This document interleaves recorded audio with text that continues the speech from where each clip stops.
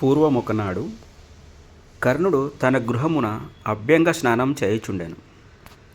అప్పుడు నవరత్న ఖచితమగు ఒక నూనె పాత్రలో బంగారు పాత్రలో నూనె, మరి ఒక పాత్రలో సున్నిపిండి పెట్టుకొని అతను స్నానం చేయుచున్నాడు.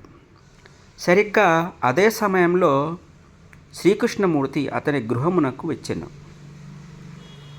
కృష్ణుడు అతన్ని చూసి, ఆహా, ఇతనిని పరీక్షించదలచదా అని లోపలనుకొని, కర్ణ, నాకు నీ బంగారు నవరత్న ఖచితమైనటువంటి ఆ గిన్నె కావాలను అడిగాను.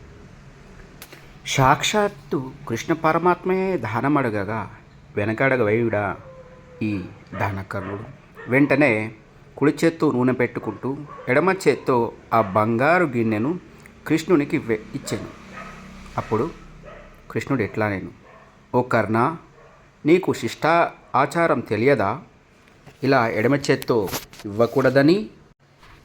అప్పుడు కర్ణుడు ఇలా అనేను, ఓ కృష్ణ భగవానుడా, మీకు తెలియంది కాదు.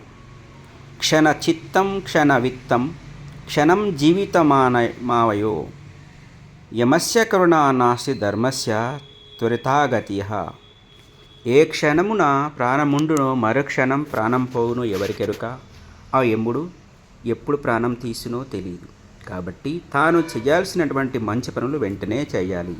అందుకే దానము చేయడానికి ఆలోచించరాదు అని. కర్ణుడి యొక్క ఆధ్యాత్మిక భావ పరిపూర్ణతను విని శ్రీకృష్ణ భగవానుడు చాలా సంతోషించెను.